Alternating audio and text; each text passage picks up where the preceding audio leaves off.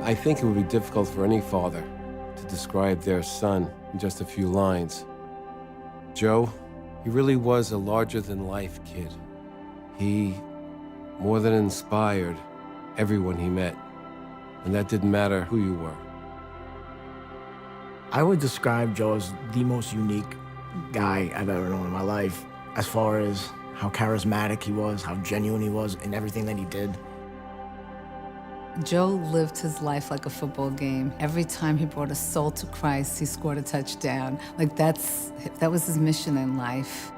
He took the best of authentic Roman Catholic spirituality and the best of society, and he really harmonized it into a whole. He showed that you could do everything that a normal person does, everything. But at the same time, your faith is totally driving your entire life. I mean, how do you go to the bars with your friends, and then go back and knock on their door the next morning to make sure they all go to Mass?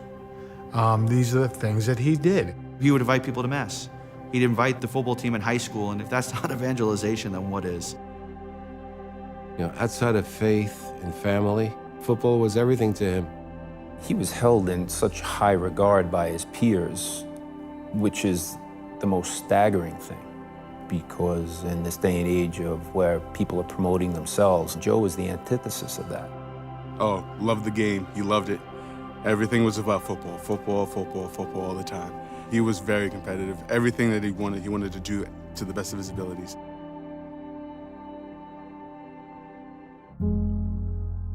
We lived close to my mom because she was really my son's primary caregiver when I was at work. My mother found out she had stage 3 colon cancer, and I really didn't know what I was going to do because we knew we couldn't carry our mortgage without both of us working.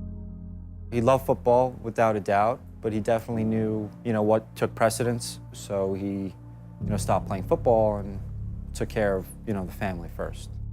He said, "No problem, I got this." And just like that, he just gave it up.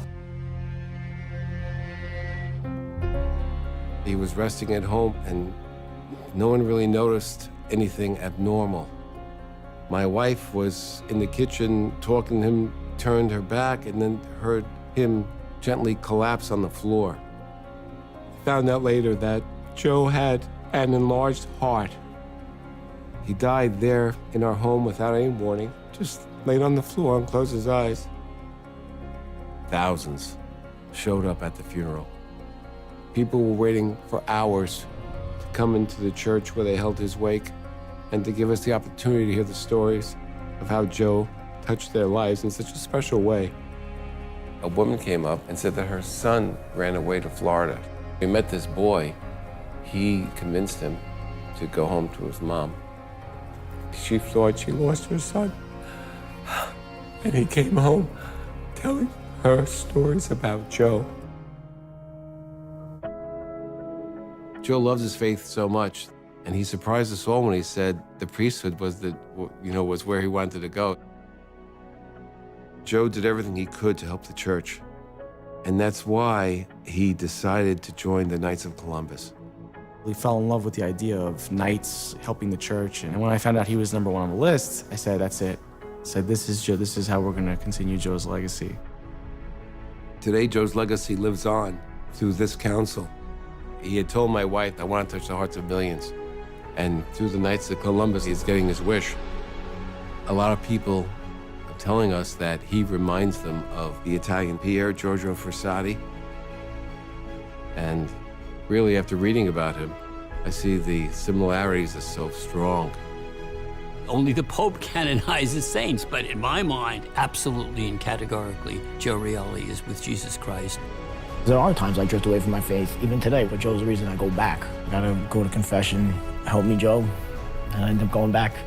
God had a purpose for him that's much bigger than we could ever even imagine, and I believe it was to intercede for many because, even people that have never met him hear his story and are going back to church, to the sacraments. It's incredible.